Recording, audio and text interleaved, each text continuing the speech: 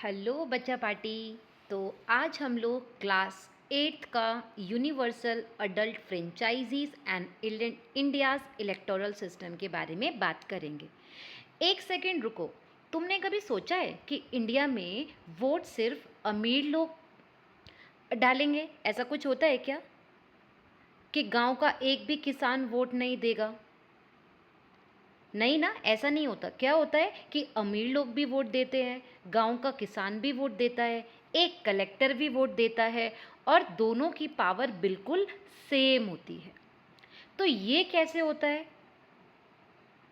आज हम समझेंगे क्लास 8th का सुपर इम्पॉर्टेंट चैप्टर, जैसे मैंने बताया, universal adult franchises and India's electoral system. देखो, ये चैप्टर सुनने में थोड़ा सा स्कैरी लगता है, लेकिन ट्रस्ट मी, ये बहुत इंटरेस्टिंग है। और जब मैं समझा दूंगी तो तुम्हारा कोई एग्ज़ाम क्वेश्चन नहीं छूटेगा। I am promising you. तो रेडी हो? चलते हैं अपनी पहली स्लाइड पर और हमारी पहली स्लाइड डिस्कस करेगी यूनिवर्सल अडल्ट फ्रेंचाइजी होता क्या है। ठीक है, तो चलो पहले मैं एक सिंपल से एग्जाम्पल से शुरू करती हूँ। सोचो, तुम्हारी क्लास में क्लास मॉनिटर का इलेक्शन हो रहा। अब क्वेश्चन ये है कि कौन कौन वोट दे सकता है। क्या सिर्फ टॉप रैंकर्स वोट देंगे, या सिर्फ जो सब्जेक्ट में बेस्ट है, या क्या सिर्फ क्लास टीचर डिसाइड करेगा? नहीं ना, हर एक स्टूडेंट को वोट देने का राइट होता है और हर एक स्टूडेंट का वोट काउंट भी होता है, चाहे वो फर्स्ट रैंक पर हो या लास्ट रैंक पर, क्योंकि वहाँ पे फेयर इलेक्शन होता है। एग्जैक्टली यही प्रिंसिपल होता है यूनिवर्सल अडल्ट फ्रेंचाइजी का, बट कंट्री लेवल पर।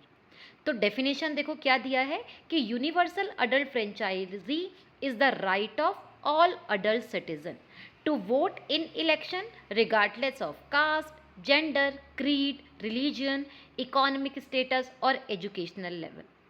तो इसका मतलब सिंपल सा ये है कि इंडिया का हर एक अडल्ट सिटीजन जिसकी भी एज 18 ईयर से ज़्यादा है या 18 ईयर की है, तो वो वोट करने का इक्वल राइट होता है उसके पास। अब इसमें कोई ये वाली बात नहीं होती कि वो अमीर है या वो गरीब है, कोई फ़र्क नहीं पड़ता। वो अनपढ़ है या पढ़ा हुआ है, कोई फ़र्क नहीं पड़ता।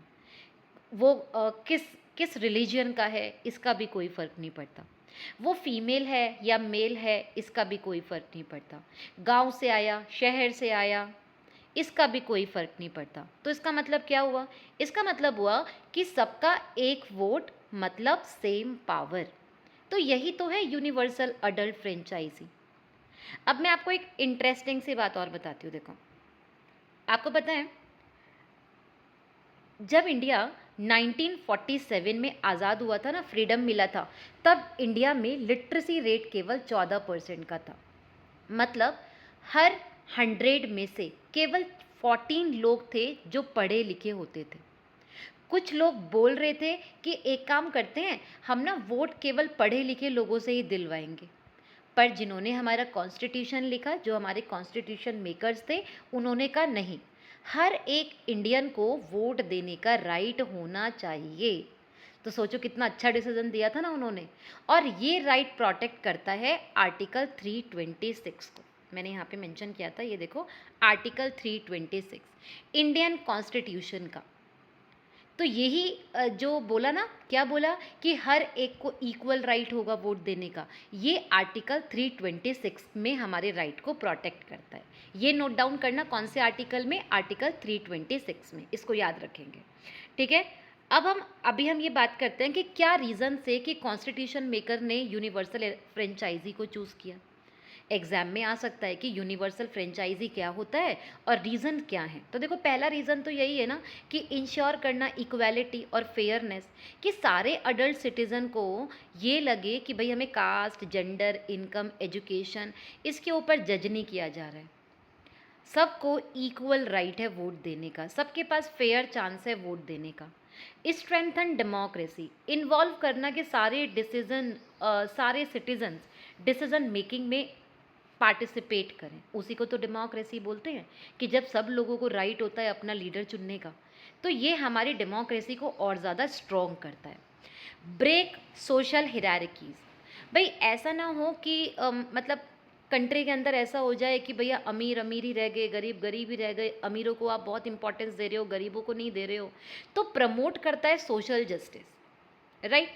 फोर्थ, इंक्लूसिव गवर्नमेंट शो करता है कि इंडिया बिलीव करती है पार्टिसिपेटरी गवर्नमेंट, राइट।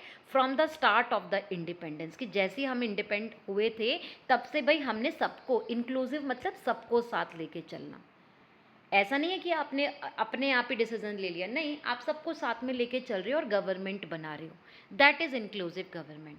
तो ये हमारे कुछ रीजंस हैं जिस रीजंस की वजह से कॉन्स्टिट्यूशन ने यूनिवर्सल फ्रेंचाइजी को इम्पॉर्टेंस दिया। 4 पॉइंट याद रखेंगे। Ensure equality and fairness, strengthen democracy, break social hierarchy and inclusive governance. आगे चलते हैं, आई होप सो आपको ये समझ आया होगा। अब हम बात करते हैं भाई इलेक्टोरल रोल एंड वोटर्स के बारे में। मतलब कौन वोट दे सकता है, राइट। तो अब एक चीज़ समझ लो, यूनिवर्सल अडल्ट फ्रेंचाइजी का मतलब ये नहीं है कि आप कभी भी जाके वोट दे सकते हो और कोई भी जाके वोट दे सकता है। ये तो था कि आपको वोट देने का राइट है, बट कौन देगा वोट? तो इसके लिए एक प्रोसेस होता है। पहले आपका नाम एक स्पेशल लिस्ट में होगा जिसको क्या कहते हैं? Electoral roll. Electoral roll simple words में बोल सकते हैं voter list. A complete list of eligible voters in a constituency. Constituency होता है एरिया। एक्चुअली पूरे इंडिया को ना, पूरा इंडिया इतना बड़ा है कि आप हर एक को मतलब एक साथ वोट देने थोड़ी चले जाएंगे सारे के सारे और सब जगह एक साथ वोट हो।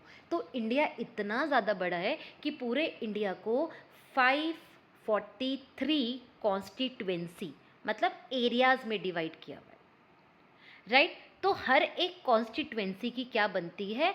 वोटर लिस्ट बनती है, और उस वोटर लिस्ट को ही बोला जाता है इलेक्टोरल रोल। और ये manage and updated regularly by कौन?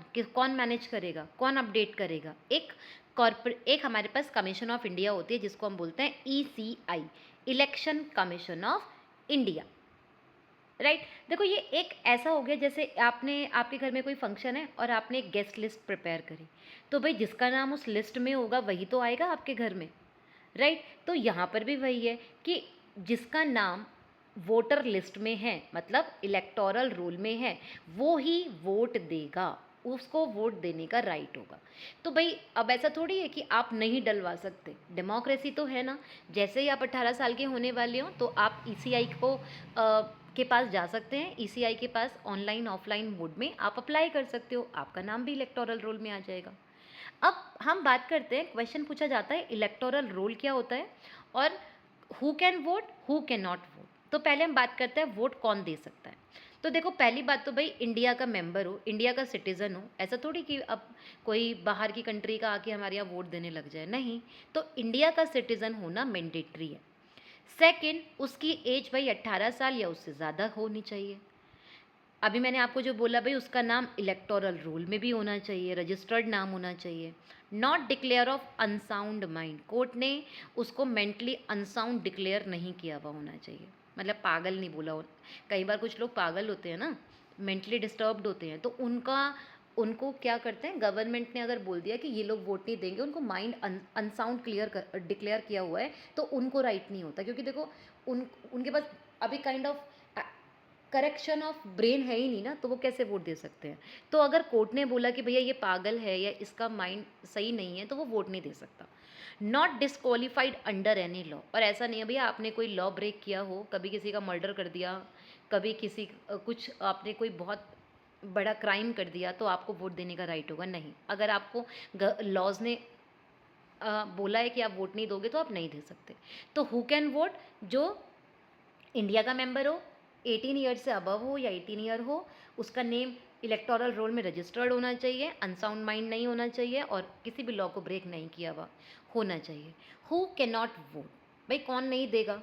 तो जो इंडिया का मेंबर नहीं है, इंडिया का सिटीज़न नहीं है, जिसकी एज अभी 18 ईयर्स की नहीं हो रखी है, जिसका नाम अभी इलेक्टोरल रोल में नहीं आ रखा है, कोर्ट ने जिसको मेंटली अनसाउंड डिक्लेयर कर दिया, या कोई क्राइम में कोई डिस्क्वालीफाइड हो रखा है, राइट।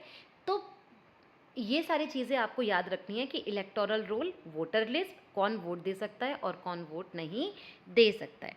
आपको एक बात और पता है, मैंने मेंशन नहीं करा है, सॉरी मैं भूल गई हूँ, बट मैं आपको बताती हूँ एक बात और, कि पहले ना वोटिंग एज 21 ईयर की थी, बट 1988 में इसको 21 से कम करके 18 कर दिया। मतलब अब बहुत सारे यंग लोगों को वोट देने का राइट मिल गया।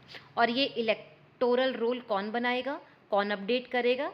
बताओ आंसर, मैंने बताया था ना, इलेक्शन कमीशन ऑफ इंडिया। तो चलो अब इसी के बारे में बात करते हैं कि ये इलेक्शन कमीशन ऑफ इंडिया है क्या। चलिए, तो देखो, ये एक सुपर पावरफुल ऑर्गेनाइजेशन है, राइट?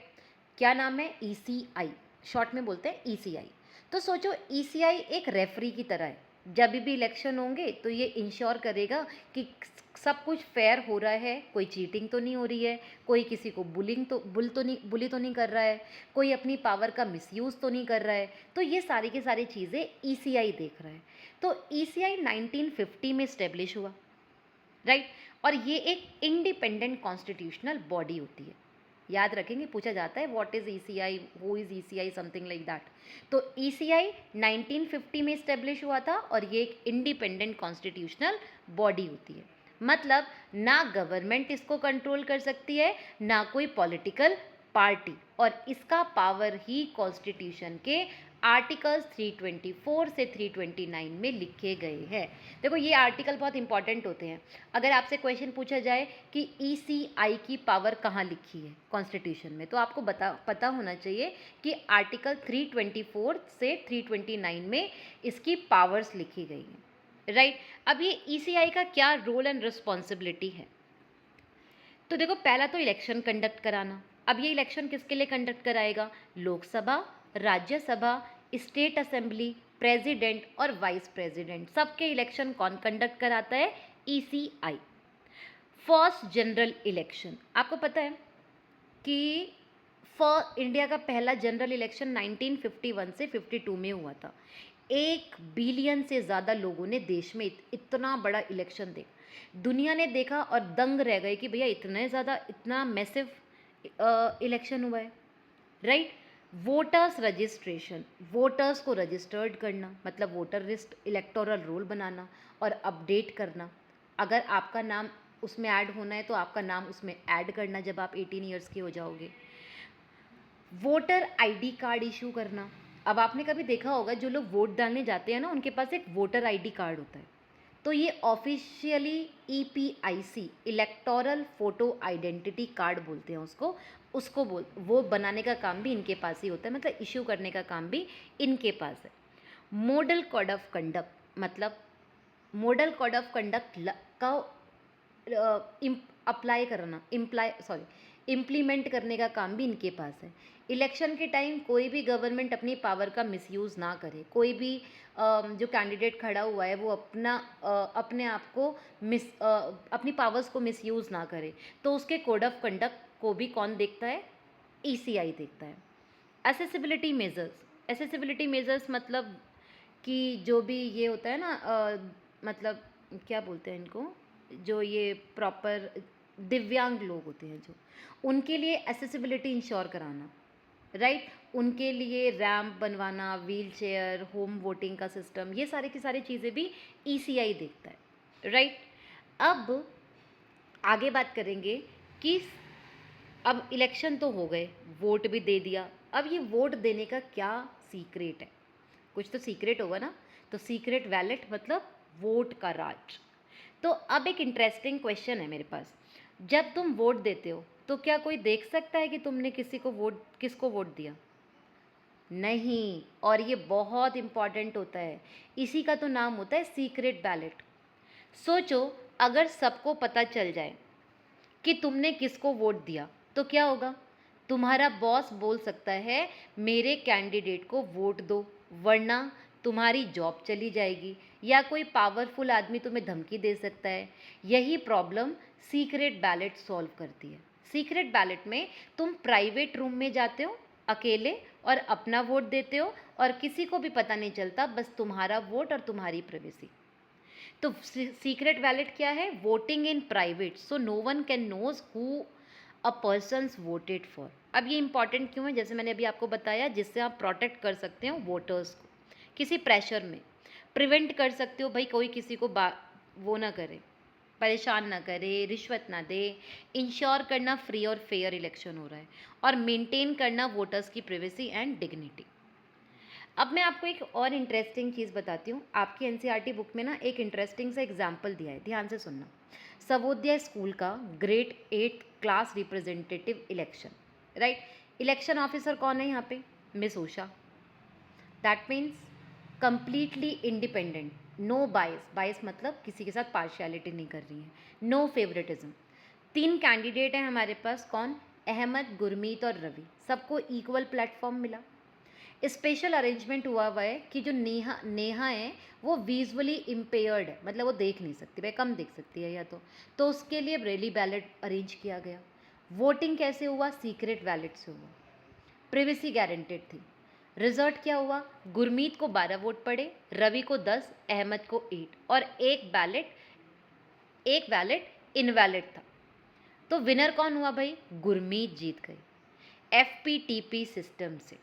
तो अगले सेक्शन में हम यही समझने वाले हैं आगे जाके कि ये FPTP होता क्या है। तो देखो कुछ चीज़ें याद रखना कि सीक्रेट बैलेट प्रोटेक्ट करता है किसको? वोटर्स के फ्रीडम को, और इंश्योर करता है कि no pressure, no threat, no bribery. ये है एक फ्री एंड फेयर इलेक्शन का बेस, इसी को बोलते हैं फ्री एंड फेयर इलेक्शन का बेस होना। अब हम नेक्स्ट बात करेंगे भाई direct versus indirect election, right. अब एक और इम्पॉर्टेंट कॉन्सेप्ट है, जैसे मैंने अभी आपको बताया डायरेक्ट और इनडायरेक्ट इलेक्शन के बारे में। तो इलेक्शन 2 तरह के हो रहे हैं इंडिया में, एक डायरेक्ट इलेक्शन हो रहा और एक इनडायरेक्ट इलेक्शन हो रहा है। तो तुम डायरेक्टली अपना रिप्रेजेंटेटिव चूज करते हो, कोई बीच में नहीं आता। जैसे लोकसभा के इलेक्शन, तुम सीधा MP को वोट देते हो। स्टेट असेंबली, जिसको हम विधानसभा बोलते हैं, राइट, तुम MLA को वोट देते हो। इनडायरेक्ट इलेक्शन कौन से होते हैं? इलेक्टेड लोग आपस में मिलके वोट करेंगे। अब आप नहीं चूज कर रहे हो, जिसको आपने चूज किया था वो आगे जाके क्या करेगा? वोट देगा। तो यहाँ तुम डायरेक्ट वोट नहीं दे रहे हो, पहले तुम्हारा इलेक्टेड रिप्रेजेंटेटिव तुमने चूज किया, फिर जो तुम्हारा इलेक्टेड रिप्रेजेंटेटिव है वो वोट करता है और किसी और को चूज करने के लिए। जैसे राज्यसभा के इलेक्शन होते हैं, वहाँ पे MLA वोट करते हैं राज्यसभा मेंबर्स को चूज़ करने के लिए। प्रेसिडेंट इलेक्शन में MPs और MLA वोट करते हैं प्रेसिडेंट चूज़ करने के लिए। वाइस प्रेसिडेंट के लिए सिर्फ MP वोट करते हैं, राइट। तो आप ऐसे याद रख सकते हो, डायरेक्ट मतलब D, और D for direct to door. That means तुम सीधा डोर वोटिंग बूथ पर जाते हो और वोट दे रहे हो। इनडायरेक्ट मतलब पहले एक स्टेप होता है, पहले रिप्रेजेंटेटिव चूज होता है, फिर वो वोट करता है। याद रहेगा, भूलना नहीं। ये एग्जाम्पल्स भी लिखे हैं, पॉइंट्स भी लिखे हैं, आपको इनको याद रखना है, अपनी नोटबुक में लिख भी लेना। नेक्स्ट टॉपिक डिस्कस करते हैं अब, first pass the post system, FPTP। देखो ये वर्ड सुनने में थोड़ा सा डरावना सा लग रहा होगा ना कि फर्स्ट पास द पोस्ट, लेकिन ये एक रनिंग रेस की तरह बहुत सिंपल है। सोचो एक 100 मीटर की रेस हुई, जिसने भी पहले फिनिश लाइन क्रॉस की वो जीत गया, चाहे दूसरा रनर 1 सेकंड पीछे ही क्यों नहीं था, राइट। तो यही तो FPTP है, जो कैंडिडेट सबसे ज़्यादा वोट लाएगा वो जीत जाएगा, चाहे मेजॉरिटी ना भी हो। सबसे ज़्यादा वोट मतलब वही कौन हो गया? विनर हो गया। So the candidate who receive the most vote in constituency wins even if they don't have majority. It will be use in Lok Sabha and state assembly election in India. जैसे अभी हमने एक एग्जाम्पल देखा था ना, गुरमीत को 12 वोट मिले थे, वो विनर था। रवि को 10 वोट पड़े थे, अहमद को 8 वोट पड़े थे, 1 इनवैलिड वोट था। तो गुरमीत विन्स था। क्यों था गुरमीत? क्यों विन्स था? क्योंकि उसको FPTP था, सबसे ज़्यादा वोट पड़े थे। तो टोटल वोट्स 31, मेजॉरिटी होती है 16 की, लेकिन गुरमीत को तो 12 ही मिले, फिर भी गुरमीत जीत गया, क्योंकि FPTP में मेजॉरिटी नहीं चाहिए, सिर्फ सबसे ज़्यादा वोट चाहिए होता है। अब ये FPTP इंडिया में कहाँ यूज़ होता है, कहाँ पे यूज़ होगा ये FPTP, राइट। तो लोकसभा इलेक्शन में यानी कि 543 कॉन्स्टिट्यूएंसीज़ में, सारे की सारी स्टेट असेंबली में, जिसको हम विधानसभा बोलते हैं। जैसे आपका उत्तराखंड है तो उत्तराखंड के इलेक्शन होते हैं तो वो उत्तराखंड स्टेट असेंबली हो गया, विधानसभा। पूरी जो पूरा इंडिया है उसके लिए लोकसभा, उस लोकसभा में 543 सीट्स होती हैं। और अगर मैं स्टेट असेंबली की, वो सबकी अपनी अपनी अलग अलग, जितनी बड़ी स्टेट उसके अकॉर्डिंग सीट होगी। जैसे सबसे बड़ी स्टेट कौन है? यूपी, तो यूपी की ज़्यादा होंगी। सबसे छोटा कौन है? गोवा, तो गोवा का कम होगा। तो ऐसे आपके पास स्टेट असेंबलीज, मतलब जिसको हम विधानसभा बोलते हैं, उसके इलेक्शन होते हैं, राइट। तो कॉन्स्टिट्यूएंसी डिवाइड की जाती है एरियाज़ में, कैंडिडेट्स खड़े होते हैं उस पर्टिकुलर कॉन्स्टिट्यूएंसी से। सिटीजन्स क्या करते हैं? वोट करते हैं ईवीएम के थ्रू, और वोट्स काउंट किए जाते हैं कॉन्स्टिट्यूएंसी वाइज, और कैंडिडेट उसके बाद क्या हो जाते हैं? जो सबसे ज़्यादा वोट लेकर आया वो जीत जाता है। अब आगे हम बात करते हैं वोटर्स के चैलेंजेस क्या हैं एंड एक्सेसिबिलिटी मेजर्स क्या है। मतलब इसका मतलब क्या हुआ? तो अब एक इम्पॉर्टेंट बात सुनना जरा। हुआ क्या कि 2024 के जो जनरल इलेक्शन में ऑलमोस्ट 34% एलिजिबल वोटर्स ने वोट ही नहीं दिया। अरे ये 34% बहुत बड़ा नंबर होता है, तो क्यों नहीं दिया होगा? कुछ तो चैलेंजेस फेस किए होंगे ना। तो उसकी बात कर रहे हैं कि भाई इलेक्शन भी हो रहा है पर लोग वोट देने क्यों नहीं जा रहे? बिकॉज फिजिकल डिसेबिलिटी, पहला चैलेंज क्या हो सकता है? फिजिकल डिसेबिलिटी या फिर ओल्ड एज, पोलिंग स्टेशन तक आना ही उनके लिए बहुत डिफ़िकल्ट हो, पोलिंग स्टेशन बहुत दूर या ऊपर फ्लोर पर बना हो, इनएसेसिबल हो, वोटर आईडी नहीं हो, नाम वोटर लिस्ट में नाम ही नहीं है, राइट, वोटिंग का प्रोसेस समझ ही नहीं आ रहा, या फिर रिमोट एरिया में ट्रांसपोर्ट ही नहीं है, काम छोटा नहीं है,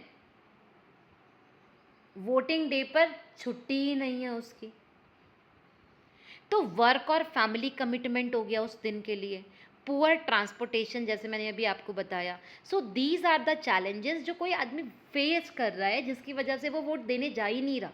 तो आपसे एक क्वेश्चन पूछा जाता है कि वोटर्स वोट देने क्यों नहीं जाते, वो कौन कौन से चैलेंजेस फेस करते हैं। तो आपको ये पॉइंट्स याद रखने हैं कि physical disability, inaccessible polling station, lack of voter ID, low awareness about voting procedure, poor transportation और वर्क और family commitment on voting day. कई लोग तो छुट्टी मनाने चले जाते हैं। कई लोगों को पता है क्या लगता है? अरे अच्छा आज इलेक्शन का दिन है, आज तो छुट्टी है, कौन वोट देने जाएगा, घूमने चलते हैं, ऐसा भी होता है। ईसीआई असेसिबिलिटी मेजर, अब ईसीआई ने क्या सोल्यूशन दिया तो देखते हैं। पोलिंग स्टेशन ग्राउंड फ्लोर पर या रैंप के साथ ही बना दिए भाई, तो जो लोग डिसेबल थे, जो लोग बूढ़े थे, ओल्ड थे, उनके लिए ईजी हो गया। विजुअली इम्पेयर्ड लोगों के लिए बैली वोटर्स बना दिए।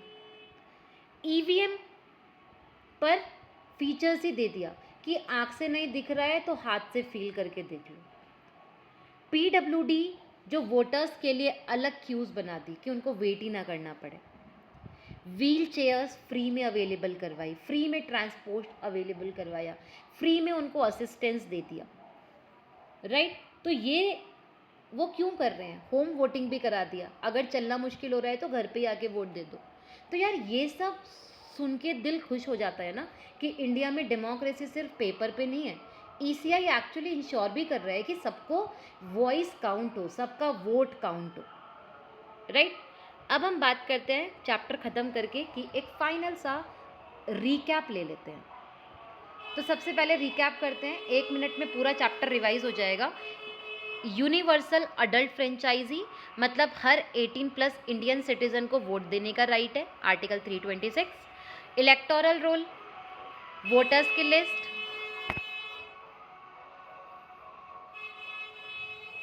ECI, secret ballot, direct indirect election, first pass the post one. तो ये सब चीज़ें मैंने शायद आपको बताई भी हैं, तो आई होप सो आप कर लोगे। देखो मैंने कुछ लास्ट में जो एग्जाम्स क्वेश्चन में पूछे जाते हैं वो भी लिखा है, उसका थोड़ा छोटा आंसर्स के हिंट भी लिखे हैं। तो प्लीज़ इसको ध्यान से देखेंगे सारे लोग और इसको नोट डाउन करेंगे, तो नोट डाउन भी करना। तो आई होप सो आपको अच्छा लगा होगा। थैंक यू सो मच, और उम्मीद करती हूँ ये आपको चैप्टर डिफ़िकल्ट ना लगे, आपको ये समझ में आया हो। राइट। और अगर ये आपको सच में वीडियो हेल्पफुल लगी है ना, तो लाइक ज़रूर करना, शेयर करना अपने क्लासमेट्स के साथ और सब्सक्राइब करना हेल्प गुरु को, क्योंकि हम यहाँ तुम्हारी एसएसटी के लिए इजी बनाने के लिए बैठे हैं। और कमेंट में बताना कौन सा टॉपिक और समझना है, तो मैं कोशिश करूँगी वो टॉपिक भी आपके लिए लेकर आऊँ। तो तब तक पढ़ाई करो, खुश रहो और याद रखना एसएसटी बोरिंग नहीं होता, सिर्फ समझने का तरीका अलग अलग होता है।